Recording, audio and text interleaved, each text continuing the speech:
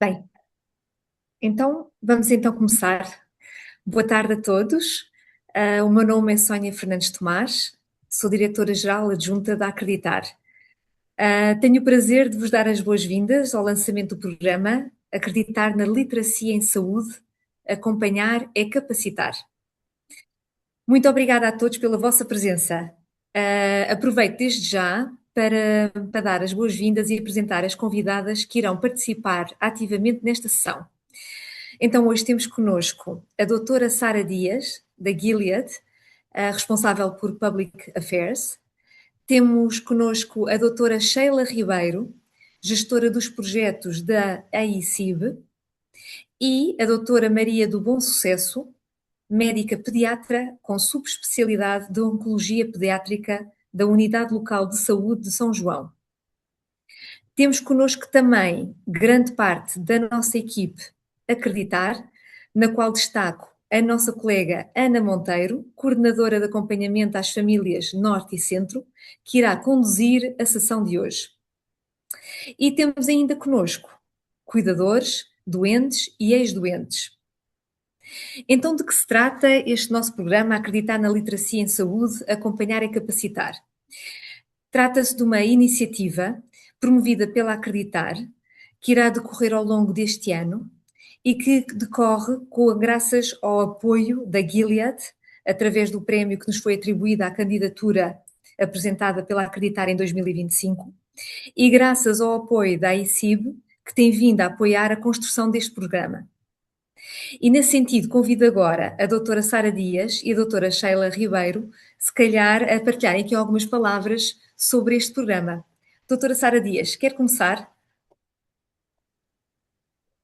Muito bem, muito obrigada, doutora Sónia Tomás, e no seu nome cumprimentar todos os elementos da Acreditar e desde logo agradecer o amável convite para esta primeira sessão.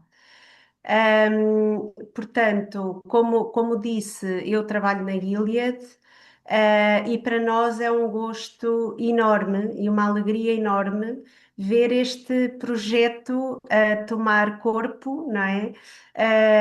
Numa candidatura que nós, portanto, também tivemos muito gosto em apoiar e em distinguir na 11ª edição do programa Gilead Gems, que é um programa que, contando já com 11 edições, como vos dizia, tem aqui já alguma história para contar na área da responsabilidade social corporativa, mais concretamente na área da saúde em Portugal, portanto, e apoiando projetos quer de investigação, quer na área da comunidade, portanto, sejam projetos de literacia, como é o caso, quer sejam projetos de rastreio, ligação aos cuidados de saúde, e também acompanhamento de doentes. Portanto, nós na Gilead acreditamos muito no valor da inovação.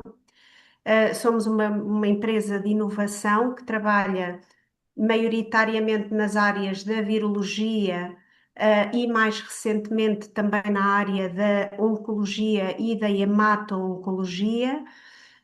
E portanto tentamos e percebemos que a inovação sozinha não faz tudo, efetivamente, não faz tudo, e portanto há que reconhecer o trabalho excepcional e de grande qualidade que as associações como a Acreditar têm desenvolvido em Portugal e no acompanhamento, quer a doentes, quer a cuidadores, e portanto aproveito uma vez mais para vos dar os parabéns publicamente, porque não quero Muito mais obrigada. reconhecer o vosso trabalho efetivo.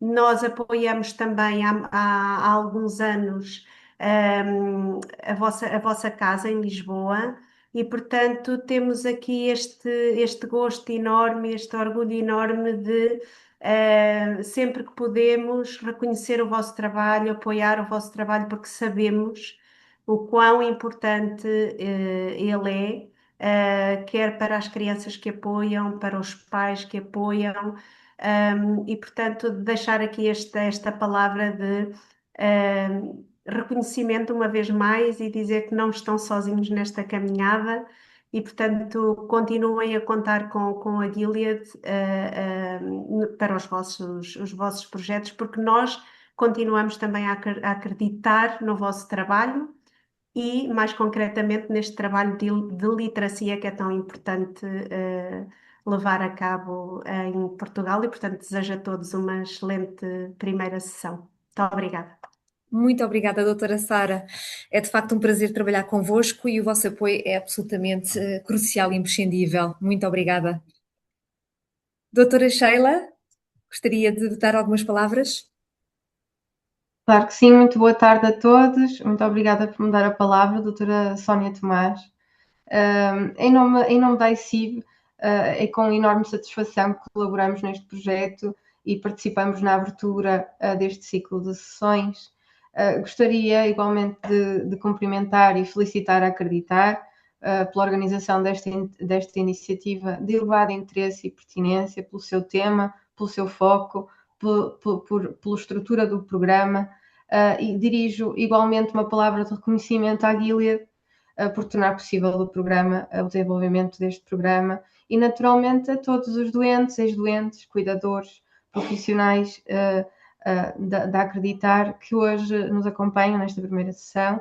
Este programa foi pensado na utilidade para vocês e sem a vossa participação não faria qualquer sentido. A ICIB, enquanto Agência Nacional para a Investigação Clínica e Inovação Biomédica, foi criada pelo governo português para promover e reforçar este ecossistema. Portanto, vemos o apoio ao programa Acompanhar e Capacitar como algo muito natural e muito alinhado com a nossa missão. A promoção da capacitação dos doentes, da literacia em saúde, tem sido um dos nossos focos desde 2020, desde o início das nossas atividades, um foco, uma prioridade para nós.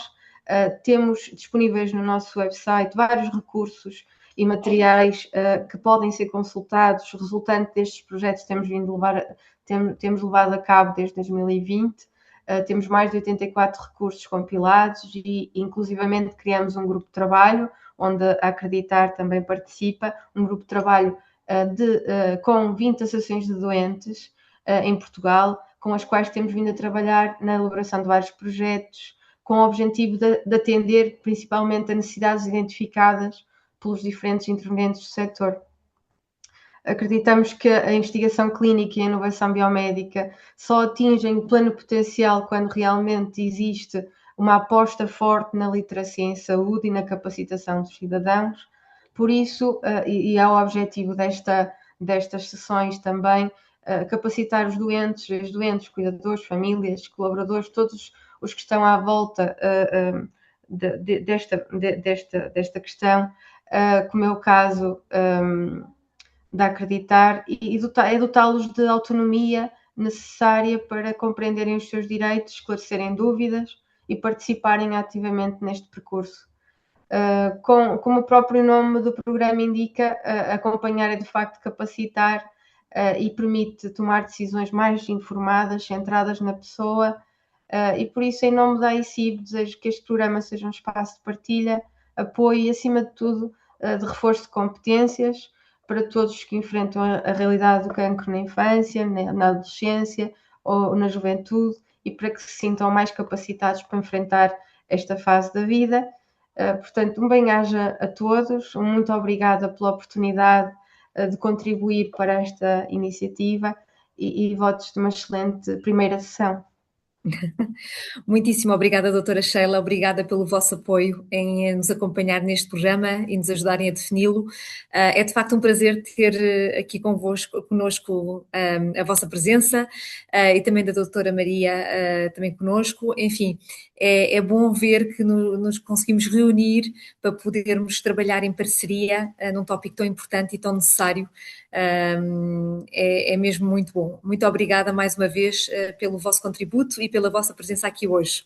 Será certamente um sucesso. Esta é a primeira sessão, mas teremos certamente muitas outras sessões a seguir com muito sucesso.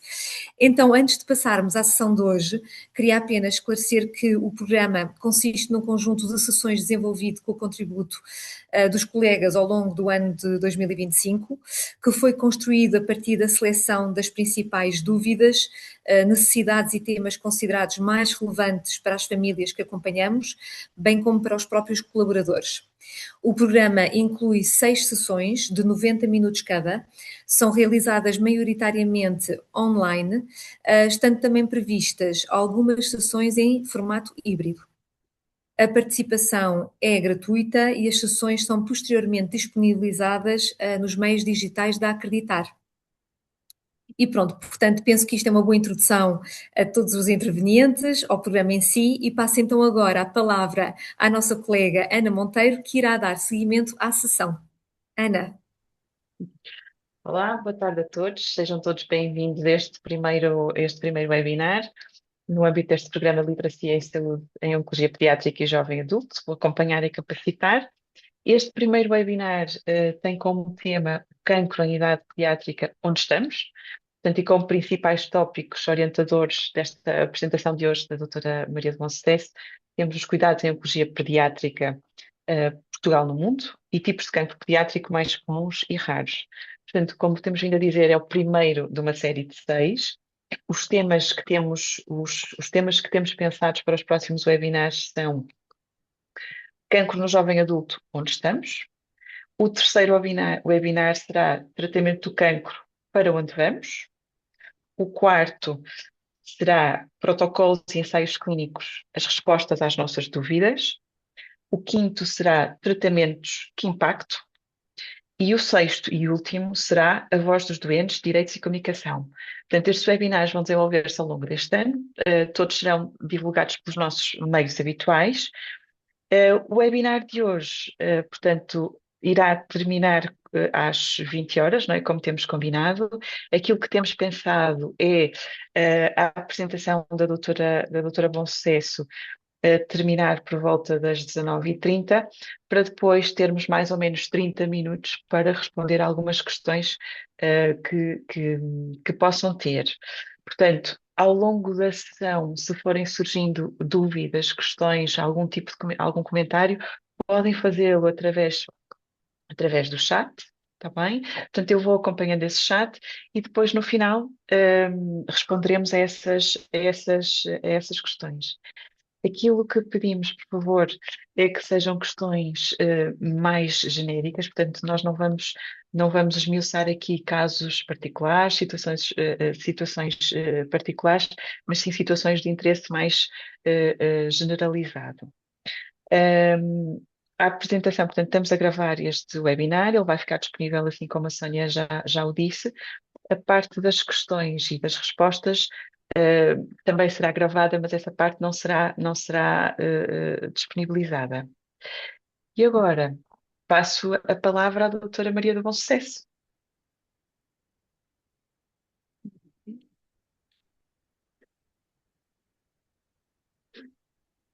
Estou a tentar partilhar isto, estou com dificuldade.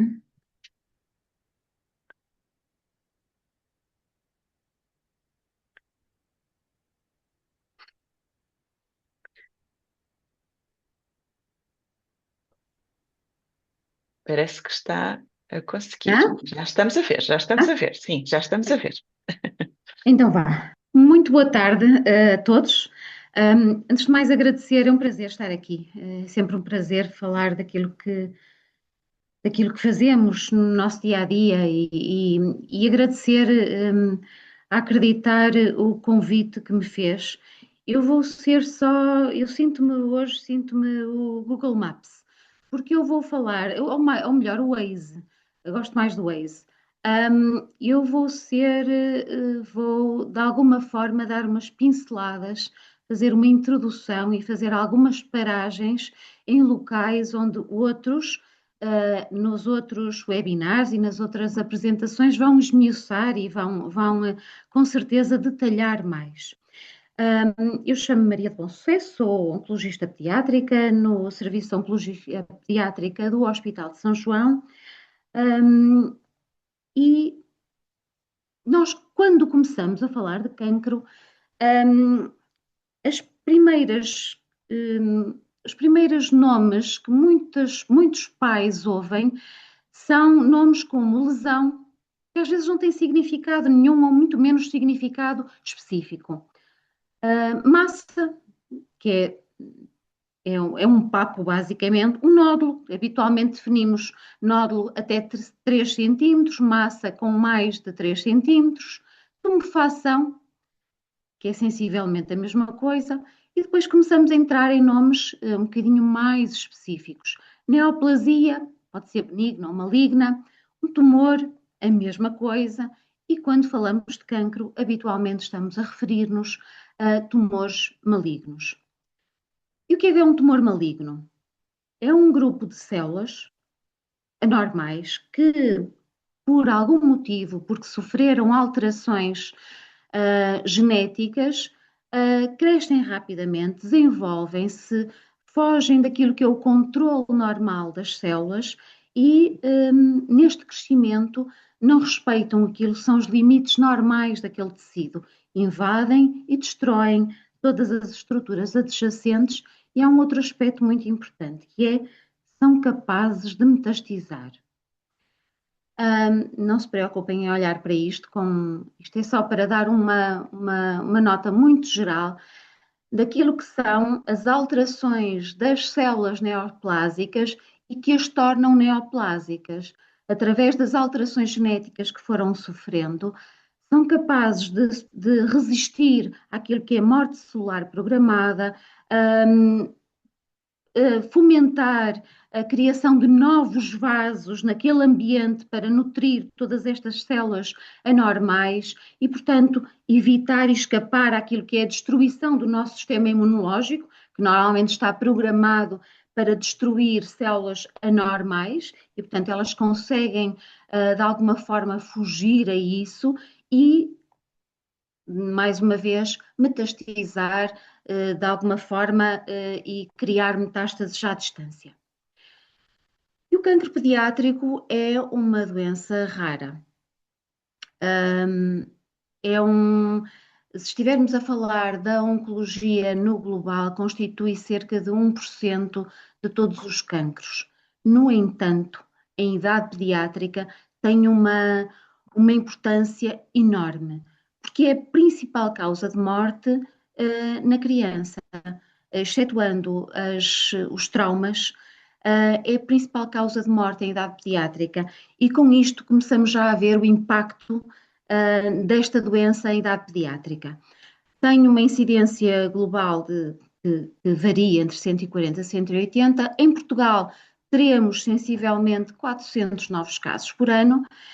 E há outro aspecto muito importante, que é, à medida que as taxas de sobrevivência foram aumentando ao longo destas décadas, e bem, vamos ter entre nós muitos sobreviventes de cancro na infância que têm as suas necessidades, têm muitas vezes também dependências do sistema de saúde, preocupações específicas que têm que ser atendidas. E o que é que nós sabemos sobre as incidências do cancro? Sabemos que temos estatísticas, e esta é recente, parece que está a aumentar, não sabemos o porquê.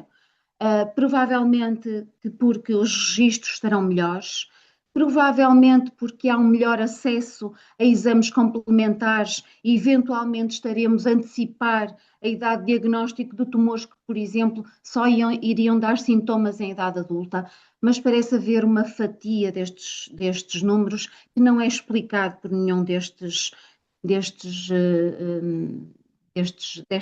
casos que disse. Na Europa, em 2022, tivemos cerca de 13.800 diagnósticos e com 2.100 falecidos, crianças e adolescentes. Em Portugal, o que é que nós sabemos sobre as nossas estatísticas? A última publicação que existe do Registro Oncológico Nacional da parte pediátrica parece de facto que até houve alguma redução comparativamente com anos anteriores, e estará dentro daquilo que são as estatísticas europeias. Relativamente à sobrevivência global, também está dentro daquilo que é a média de outros países. Atenção que estes números respeitam apenas a doentes com menos de 15 anos. Não estão aqui representados as outras faixas etárias. No entanto, outros dados também mais recentes apontam para que Portugal tenha um aumento da incidência e fica assim num dos tops na Europa. Mais uma vez, não sabemos qual a explicação para estes números, sequer estes números precisam de facto ser investigados, percebidos se estão corretos e perceber porquê que isto está a acontecer. Isto remonta aos últimos até 2022. Relativamente à sobrevivência ao longo dos anos, este é o último registro do Eurocare, de facto tem melhorado as taxas de sobrevivência ao longo destas últimas décadas. Aquilo que verificamos é que para algumas entidades elas continuam, muito pouco tem sido feito, na verdade. Muito pouco acréscimo tem sido feito para melhorar estas taxas de sobrevivência há 5 anos. Um outro aspecto interessante, e este diz respeito a um projeto que se chama Benchista, no qual Portugal participou também e que veio tentar perceber para um grupo de tumores sólidos procurando estadiá-los segundo a classificação, uma classificação uniforme, e perceber se as diferenças na sobrevida teriam só a ver com o estadiamento. E, na verdade, aquilo que nós percebemos é que, aquilo que já sabemos, sobrevivência reduz com o estadio avançado. Isto é, quanto mais avançado estiver o tumor, menor a sobrevida. E, portanto, este estadio ao diagnóstico importa, mas não explica tudo. E, portanto, há diferenças nos países, mesmo países com recursos semelhantes, e que podem depender de outros fatores e que estes podem ser, de facto, ajustados e que devem merecer a atenção de políticas de saúde, que é a organização dos cuidados, o acesso a exames especializados, a qualidade do estadiamento e a adesão a protocolos. Portanto, a oncologia pediátrica não é só a doença, é a doença mais a forma como todo o sistema de saúde está organizado. E quando falamos de cancro pediátrico, vocês vão ouvir muito falarem, ou já ouviram com certeza, tumores líquidos, tumores sólidos. E o que é isto? Nós fazemos esta divisão artificial, que é mais prática. Quando falamos de tumores líquidos, estamos normalmente a referir-nos a leucemias e linfomas. Tumores sólidos, normalmente estamos a referir-nos aos tumores fora do sistema nervoso central, fora dos cerebrais, os tumores do sistema nervoso central. E o cancro pediátrico não é uma única doença, são imensas entidades. Temos cerca de 12 principais tipos, mas temos mais do que 100 entidades. E todas elas diferentes, com tratamentos diferentes. Dentro daquilo que é as leucemias, são o maior grupo, logo de seguida dos tumores do sistema nervoso central, e depois temos os linfomas e outros como o neuroblastoma, que é o tumor sólido extracraniano mais frequente em idade pediátrica, e depois o tumor de Wilms, que é o nefroblastoma, o rabdomiossarcoma, que é um tumor dos tecidos moles, tumores ósseos, tumores do olho, retinoblastoma, etc. Passando para os tumores do sistema nervoso central, é o outro mundo, com várias entidades, astrocitomas, gliomas dos nervos ópticos, que são também astrocitomas, craniofaringiomas, etc., e que podem aparecer em todas as localizações cerebrais. Existem outros tumores bem mais raros e que são até objeto de alguma preocupação, porque para estes é mais difícil ainda encontrar tratamentos standard, e que são tumores de facto são muito raros no nosso país e em todos os países.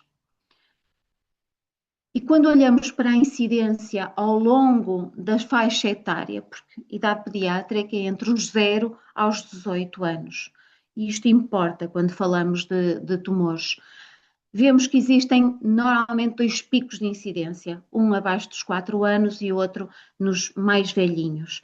Percebemos que nas crianças abaixo dos 4 anos vamos ter muitas leucemias, representação de leucemias, outros tumores como os neuroblastomas, que são os tumores do sistema nervoso simpático, tumores cerebrais, e nos mais velhinhos já vamos começar a encontrar tumores mais tipo do adulto, que chamamos tumores epiteliais, mas encontramos também tumores ósseos, tumores dos tecidos moles, etc. É impossível estar a detalhar tudo isto. E como é que nós fazemos o diagnóstico? Como é que é possível um doente chegar? A forma e os tempos de diagnóstico vão depender de muitos fatores. Como já vimos, vão depender do tipo de tumor. Quando estamos a falar da idade pediátrica, muitos dos tumores pediátricos são tumores que aparecem na parte de trás, retroperitoneal, da parte de trás do abdômen. Significa que às vezes conseguem aumentar de uma forma e atingir grandes dimensões até que causem sintomas. Depende também da idade do doente.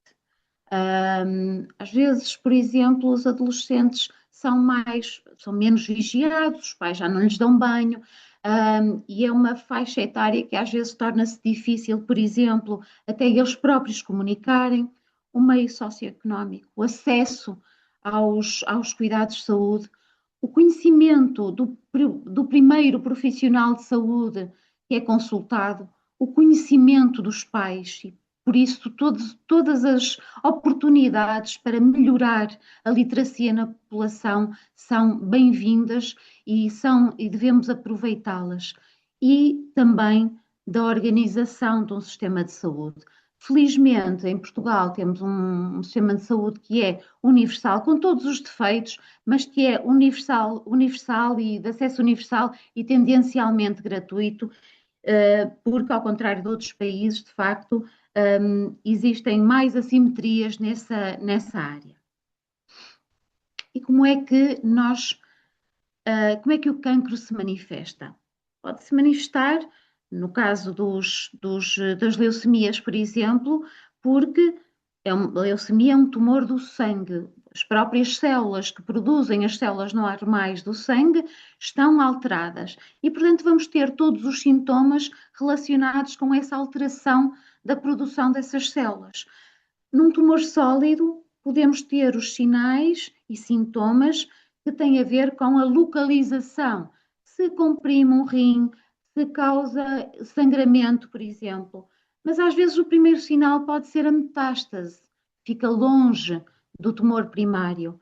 Podem ser os sintomas gerais, que muitos dos tumores estão associados a sintomas gerais como febre, falta de força, dores generalizadas. Mais raramente, na pediatria, podem estar associados àquilo que chamamos sintomas paraneoplásicos, que são uma forma do nosso organismo reagir àquele tumor e é essa forma de reagir que vai dar sinal. São os sintomas paraneoplásicos e que em idade pediátrica normalmente estão associados ao neuroblastoma. Estes são alguns dos sinais e sintomas que estão folheto da SIOP, da Sociedade Internacional de Oncologia Pediátrica. Ao contrário dos adultos, em que existem aqueles sinais, o patinho feio, o sinal escuro, a hemorragia gastrointestinal. Em oncologia pediátrica, muitos dos sinais e sintomas são comuns a muitas outras doenças banais e muito mais frequentes da infância. E por isso, nestas situações, é necessário manter um alto índice de suspeição. Se estivermos a falar, por exemplo, de um tumor cerebral, ele pode apresentar vários sintomas, apresentar-se de várias formas, dependendo até da localização daquele tumor, e que vão desde sintomas como falta de apetite até alterações que são encaradas como alterações psiquiátricas, por exemplo. Porque o cancro pediátrico disfarça-se mesmo de doença comum. E não é isoladamente que vamos valorizar, porque uma criança está assim, uma criança pequena, por exemplo, eu costumo dizer aos meus alunos, uma criança pequena está sempre doente, porque vai para a escola, porque vai para o infantário, está sempre doente, e normalmente quando está doente tem febre, vomita, e não é por isso que vamos pensar que tem um cancro. Mas sintomas persistentes, progressivos, que, sem uma explicação clara, que vão deteriorando a criança, que vão atingindo o estado geral, devem merecer uma observação clínica mais cuidada. E um dos primeiros pontos de partida é os médicos saberem, os médicos e os pais, saberem que existem doenças malignas na criança, porque quando pensamos nelas, normalmente é fácil de lá chegarmos. A DGS, em 2017, criou uma norma, publicou uma norma diagnóstica e critérios de referenciação do cancro em idade pediátrica. E para que esta norma? Para ajudar, de alguma forma, médicos que possam pensar perante determinados sinais e sintomas como é que devem agir. Porque, ao contrário daquilo que se passa com os adultos, estes tumores normalmente chegam-nos pela urgência, porque causam alterações que levam que as crianças vão ao serviço de urgência ou que sejam encaminhadas para um serviço de urgência. Dificilmente eu tenho um pedido de uma marcação de consulta que me chegue por uma via normal de uma doença neoplásica. Então, porquê que faz sentido nós falarmos de cancro pediátrico? Poderíamos pensar que tudo aquilo que se fala do cancro dos adultos se aplica à pediatria, mas não é assim. Primeiro porque são tumores totalmente distintos. A maioria dos tumores pediátricos tem origem em células ditas embrionárias, células mais imaturas, ao contrário dos tumores dos adultos, que têm origem em células epiteliais. Eles são, inclusive, classificados de forma diferente. Um tumor do adulto é classificado segundo o sítio onde ele aparece e o tumor de uma criança é classificado segundo a histologia, o nome que damos àquele tumor. Um neuroblastoma pode aparecer em várias localizações do organismo, por exemplo. Também, e sempre falando de uma forma geral, os tumores das crianças estão muito mais vezes espalhados, disseminados no diagnóstico, mas não é por isso que não são curáveis. E outro aspecto que é fundamental, uma criança não teve tempo para ter comportamentos de risco, para comer mal, para se expor ao sol, para apanhar radiações ionizantes, e portanto, a maioria destes tumores não são preveníveis, porque as crianças não tiveram tempo para ter comportamentos de risco. E há um outro aspecto muito importante também, é a tolerabilidade aos tratamentos. Se temos crianças que são capazes de tolerar esquemas de quimioterapia e os adultos têm muita dificuldade em tolerar, por outro lado, são muito mais sensíveis aos efeitos laterais, por exemplo, de uma radioterapia. Um cérebro em crescimento, uma cartilagem de conjugação, que é o sítio por onde os nossos ossos vão crescendo, são muito mais sensíveis a tudo o que lhes fazemos. E tudo isto tem que ser equacionado quando planeamos os tratamentos. E por isso mesmo, também, se estou a curar uma criança para ela viver até aos 100 anos, a qualidade dessa cura tem muita importância. Porque a criança curar não é só tratar, não é só curar de qualquer das formas, é curar com qualidade, por forma a que aquela criança possa, dentro do mais possível, estar integrada na sociedade, a par com os seus pares. E falando daquilo que é o impacto familiar e social, obviamente que o diagnóstico de um tumor maligno num filho é uma informação brutal, e que altera completamente a vida daquela família. E já falei da importância de atendermos àquilo que são os efeitos tardios. Como já fui falando, a classificação é diferente, de tal forma que em 2018, quando foi criado o Registro Oncológico Nacional, que apareceu da junção dos registros oncológicos regionais, foi também prevista a criação do Registro Oncológico Pediátrico Português. E todos nós contribuímos para esse registro. Como disse também, nós não temos para a maioria dos tumores nenhum fator, nenhuma causa identificável e, portanto, não temos forma de o prevenir. Todos aqueles que são os fatores de risco dos adultos não se aplicam às crianças. Excetuando algumas entidades que chamamos de predisposição genética,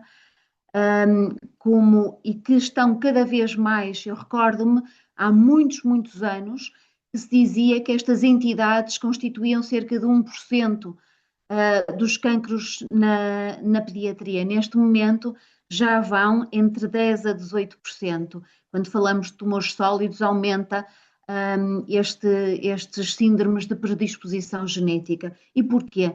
Porque também o nosso conhecimento daquilo que é a caracterização genética dos tumores tem melhorado imenso e muitas vezes fazemos o diagnóstico ao contrário, isto é, diagnosticamos um tumor, vamos caracterizar geneticamente aquele tumor e depois vamos encontrar alterações que nos vão fazer pensar que podemos estar perante uma predisposição genética para tumores. Os mais frequentes são as neurofibromatoses, tumores, síndromes chamamos de neurocutâneos, esclerose tuberosa, mas também existem outros mais raros e existem até alguns tipos de tumores que estão tão associados a síndromes de predisposição que só por si devem fazer merecer a pesquisa de determinados síndromes. E tudo isto nós temos que conhecer, porque o saber depois, o identificar, tem impacto na forma como planeamos o tratamento e fazemos a vigilância. E para alguns destes síndromes de predisposição genética, temos protocolos de vigilância que têm impacto na sobrevivência e na identificação precoce de tumores. Não os podemos evitar, mas podemos sim identificá-los precocemente. Como é que está organizada a oncologia pediátrica em Portugal? Nós temos 4 centros de oncologia pediátrica, 2 deles em centros oncológicos oncológicos, nos IPOs, como é no IPO do Porto e no IPO de Lisboa, um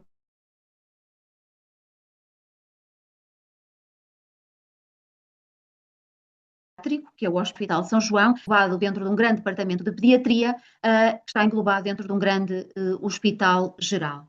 E, portanto, todas formas diferentes de organização.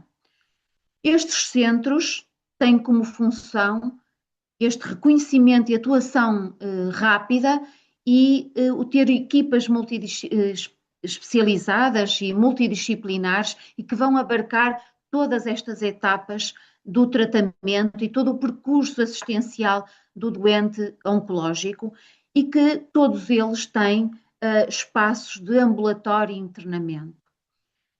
Eu diria que dos profissionais que são transversais a todos os doentes, são a nutrição, a psicologia e o serviço social, além dos educadores e os professores. Todos eles vão contactar com todos os novos doentes.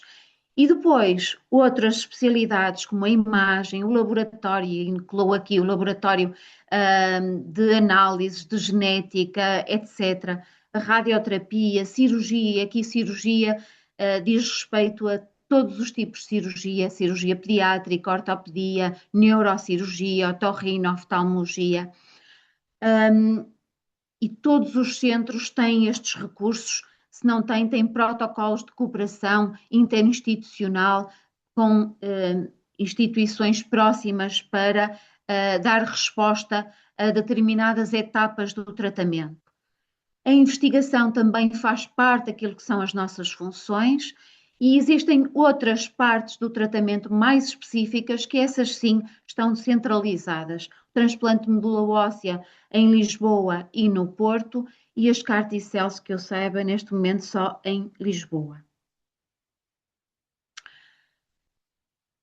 Todos os centros oncológicos têm, como disse, consultas multidisciplinares, que às vezes chamamos de consulta de grupo, nós aqui no São João chamamos de consulta de grupo oncológico. Todos eles participam nos grupos cooperativos internacionais, que são aqueles que vão estabelecendo os protocolos de tratamento, que são protocolos em que muitos centros englobam os seus doentes, participam.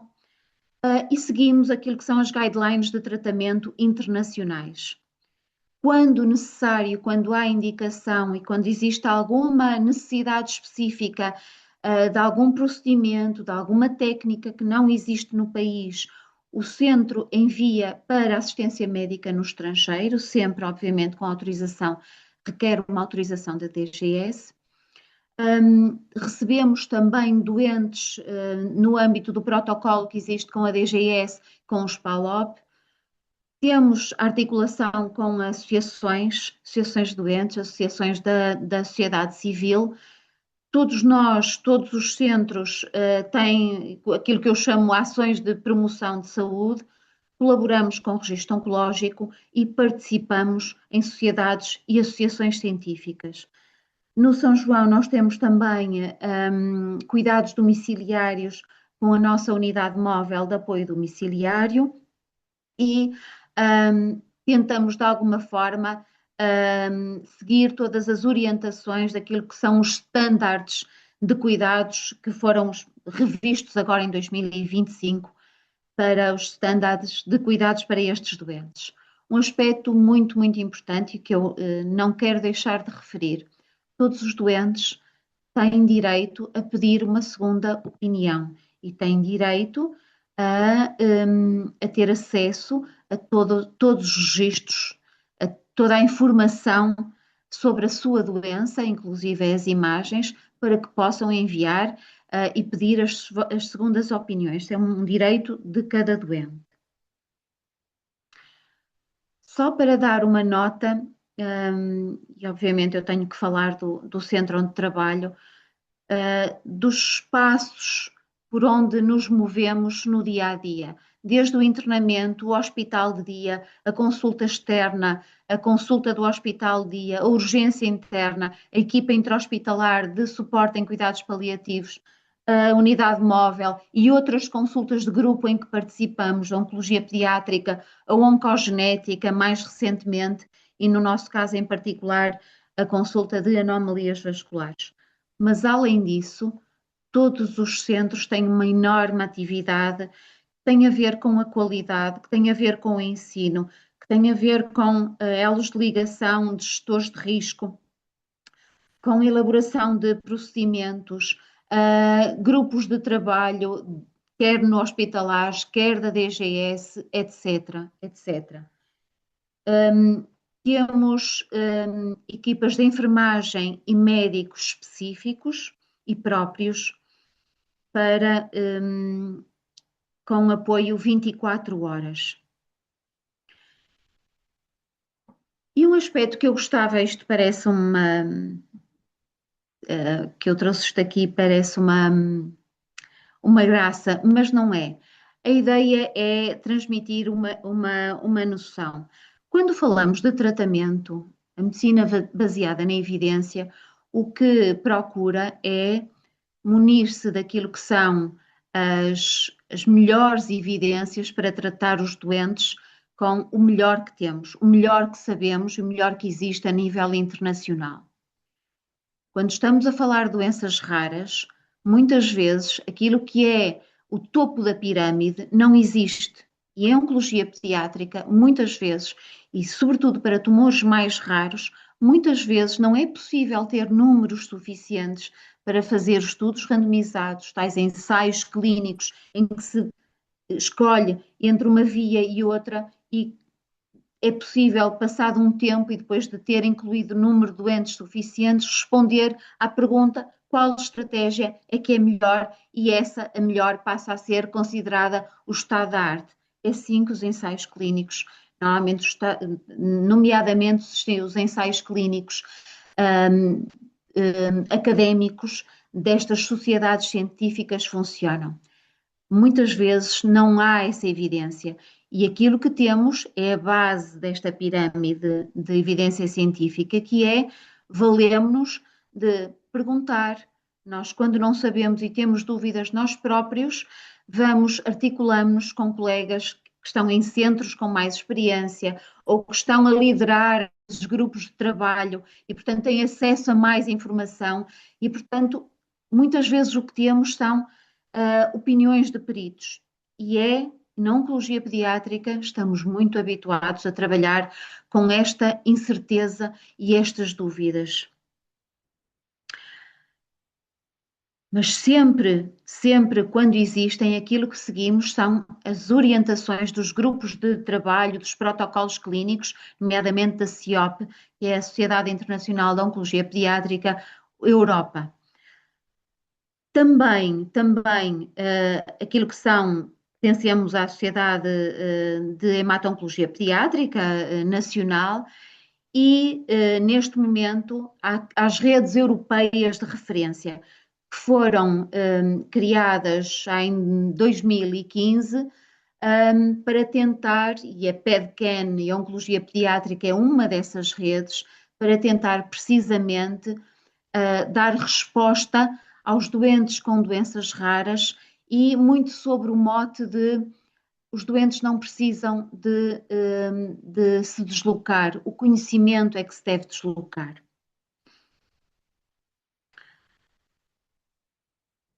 Existem guidelines que chamamos de ESC, que são guidelines de tratamento para determinados tipos de tumores e que são aquelas que devem nortear, enquanto não temos os resultados dos ensaios clínicos, são aquelas, o tratamento standard por onde nos devemos seguir.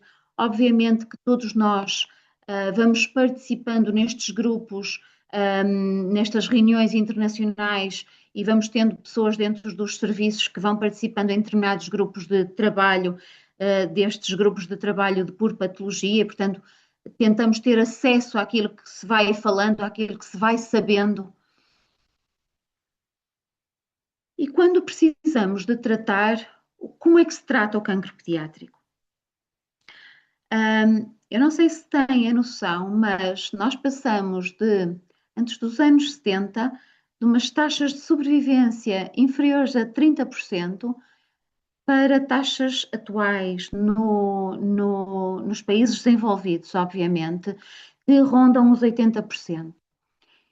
Isso foi possível graças àquilo que já falei, ao trabalho em rede, mas também à melhoria nestas estratégias de tratamento, da quimioterapia, o tentar encontrar quais os esquemas melhores, por exemplo, para as leucemias, procurar qual seria o corticoide melhor, qual seria a mistura de medicamentos melhores que vai reduzir os efeitos laterais e aumentar a sobrevida. As técnicas de radioterapia que têm vindo a melhorar são mais precisas e vamos falar um bocadinho mais à frente sobre isso. as terapêuticas-alvo, que tanto se fala da medicina de precisão, das terapêuticas-alvo, a imunoterapia e também as técnicas de cirurgia minimamente invasivas, os transplantes de medula óssea, já para não falar na radiologia de intervenção. E, portanto, foi baseado nestes pilares todos que foi construído, que se vai construindo esta melhoria na sobrevivência. Para a maioria dos tumores, quando falamos de tratamento, precisamos de utilizar mais do que uma arma terapêutica, excetuando talvez as leucemias, que habitualmente são tratadas, a maioria, só com quimioterapia, mas para a maioria dos tipos de tumores vamos precisar de mais do que uma estratégia de tratamento.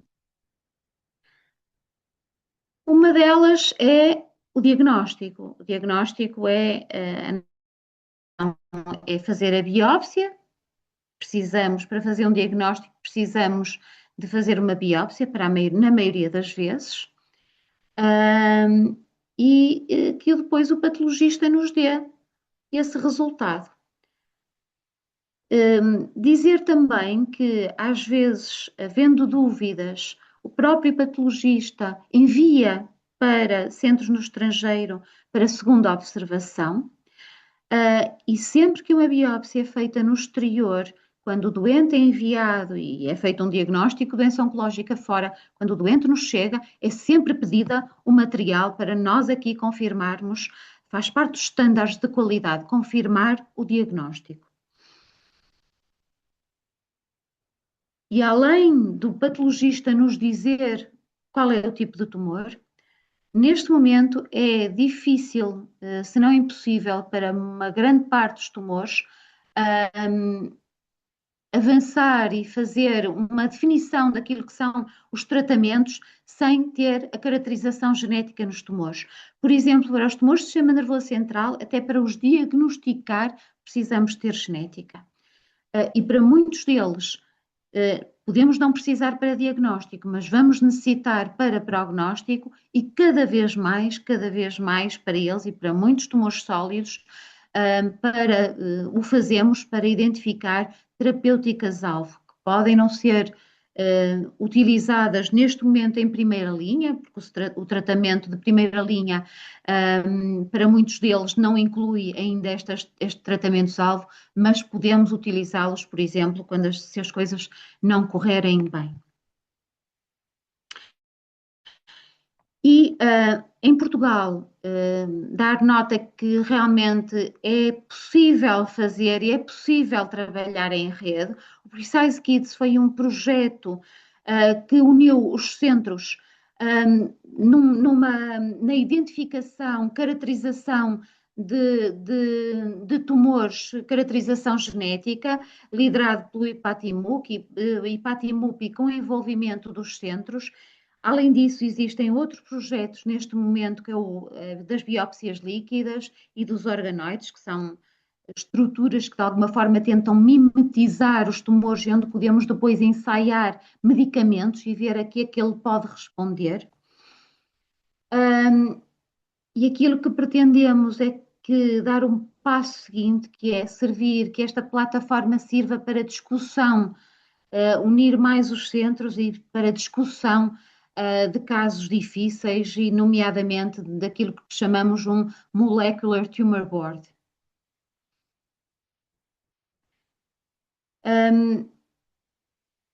Para dar nota também, e isto até o ano passado, dos casos que tínhamos feito neste âmbito, em metade deles foi identificado alterações que chamamos acionáveis, isto é, para os quais era possível existir algum medicamento, estando aprovado ou não.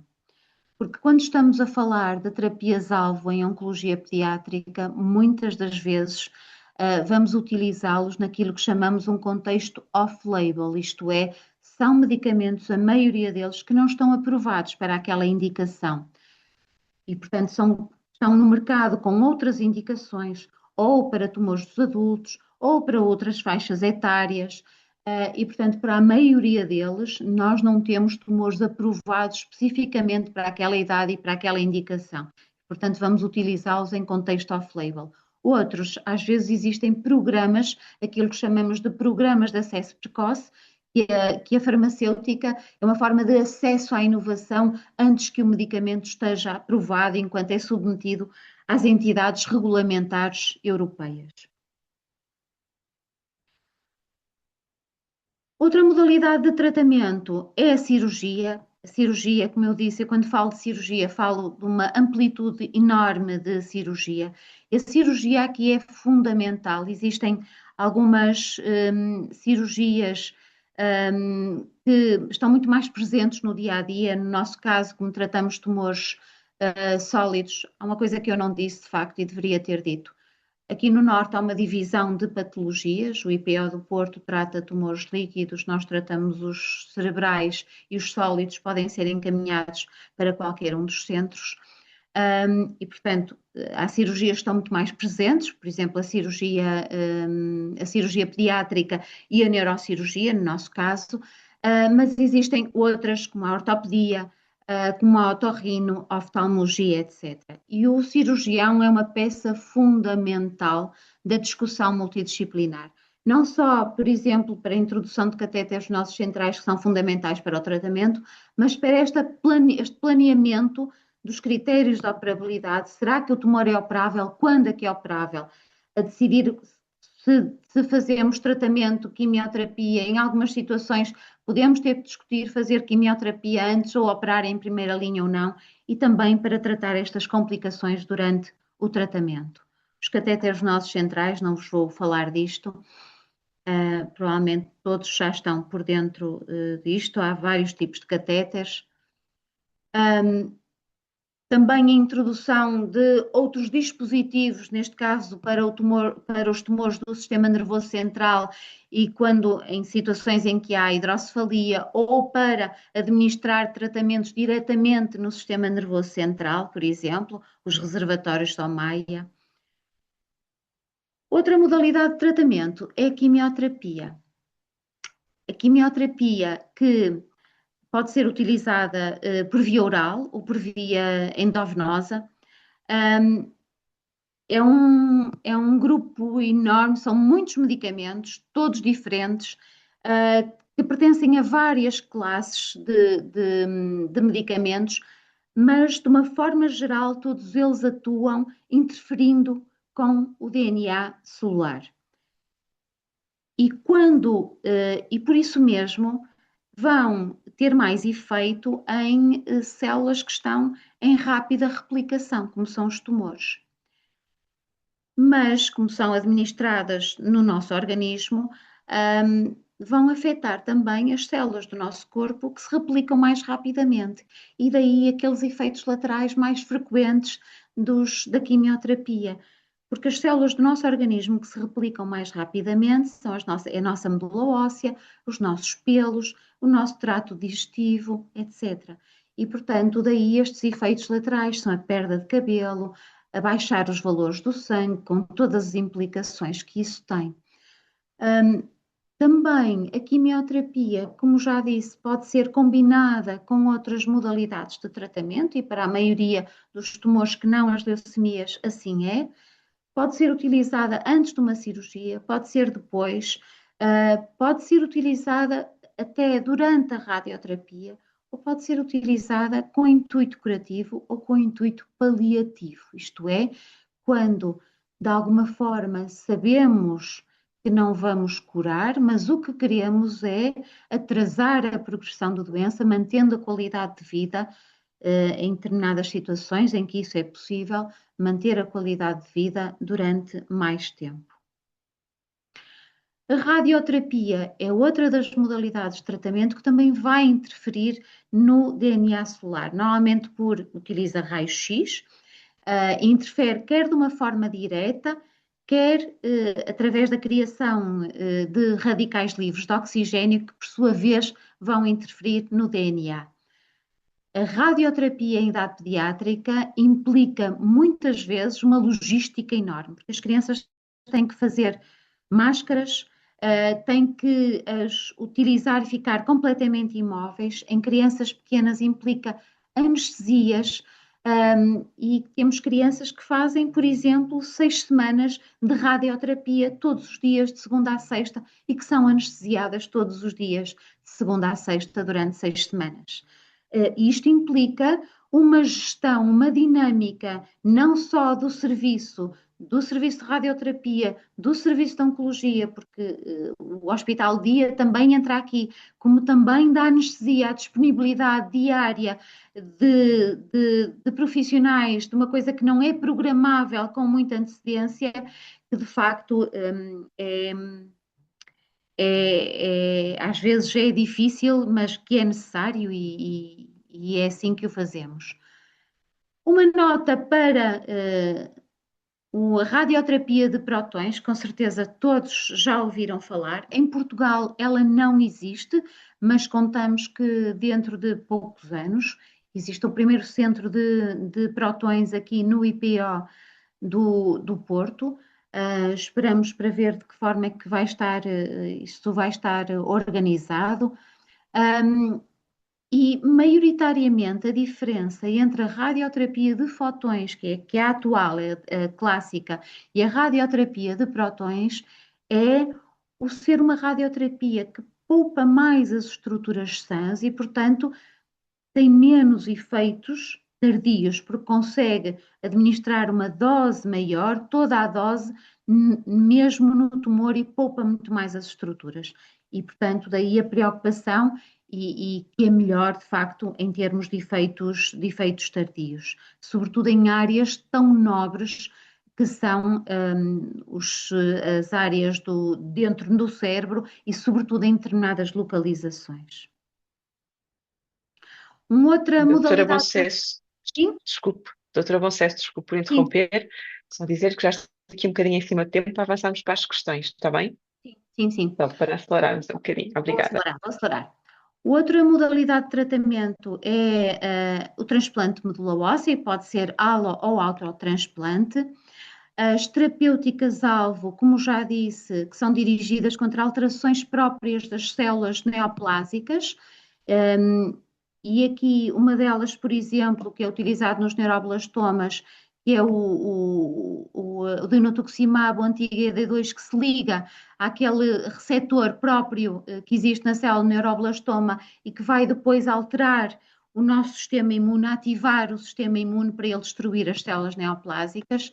As CAR T-cells funcionam da mesma forma, são linfócitos T do próprio doente que são modificados geneticamente para destruir essas células neoplásicas. E depois temos os efeitos tardios, que eu não me vou detalhar, obviamente, e aqui estamos a falar da qualidade de sobrevivência. Existem vários esquemas de atenção aos sobreviventes e todos eles são lícitos. Não existe modelo certo, tem que existir um modelo que funcione e, sobretudo, que o sobrevivente saiba, esteja perfeitamente consciente daquilo que são as suas necessidades. Há muita incerteza quanto aos efeitos laterais e efeitos tardios dos novos medicamentos. O plano de cuidados de sobrevivência deve incluir uma série de itens que devem estar claros e que devem estar na posse desse sobrevivente. Um outro aspecto muito importante é a fertilidade e que levanta sempre muitas dúvidas. A questão da fertilidade deve ser abordada ao diagnóstico e antecipado sempre que for possível a preservação da fertilidade com técnicas que são orientadas pela medicina da reprodução e às vezes durante o tratamento existem técnicas cirúrgicas que se podem fazer também para poupar e para preservar a fertilidade. Os cuidados paliativos, eu quero apenas aqui a referir que não são sinónimo de cuidados de fim de vida. Estes cuidados paliativos existem em todos os centros, a forma como estão organizados é diferente, às vezes são equipas só para a oncologia pediátrica, no nosso caso são partilhados, são profissionais da oncologia pediátrica, integram uma equipa maior. Dizer Dizer também que os centros têm critérios de qualidade que respondem com a certificação, neste caso com o modelo AXA, pela designação de centros de referência, e tem também participação na subespecialidade de Oncologia Pediátrica. Nós somos pediatras com diferenciação depois em Oncologia Pediátrica. E também há uma diferenciação em Neuro-Oncologia Pediátrica. Temos esta articulação com as sociedades e associações e temos também as atividades de promoção de saúde, que são com intuito terapêutico, de sensibilização, mas que reforçam muito esta ligação e esta representação dos doentes e este espaço seguro que nós sentimos que acabam por criar para os doentes. Estou a terminar, desculpem, alonguei-me, é o que dá entusiasmo. Aquilo que eu acho que devem ser as maiores preocupações para a Oncologia Pediátrica em Portugal. Trabalho em rede, sermos capazes de ter práticas consistentes e uniformes, o foco no acompanhamento dos sobreviventes e do apoio psicossocial e de educativo, que falham ainda muito o apoio escolar. A preocupação, quando estamos a falar de tempos difíceis que vêm de dificuldades socioeconómicas, a preocupação é sempre de termos equidade no acesso a novos medicamentos e, sobretudo, porque as doenças raras, aquilo que são a migalhinha, aquilo que são, arriscamos a que sejam muitas vezes esquecidos. E, portanto, há aqui esta preocupação. Um aspecto importante são os registros. Nós, se não tivermos bons registros e bons dados, não conseguimos planear aquilo que são os cuidados de saúde a nível nacional. A investigação. Portugal tem muita falta de representação na investigação em Oncologia Pediátrica e os recursos humanos. A dificuldade em manter equipas estáveis, não é uma área atrativa, e não há formas de recompensar de forma diferente estes profissionais e, portanto, a sustentabilidade de todas estas equipas. E, mais uma vez, muito obrigada e peço desculpa por todo este atraso. Ora, é essa, doutora Conceição, muito obrigada a nós por esta belíssima apresentação e por ter sido um belíssimo Waze que nos conduziu pelas estradas da Oncologia Pediátrica, de norte a sul, eu diria, não é? Porque passamos aqui por várias áreas ligadas à Oncologia Pediátrica.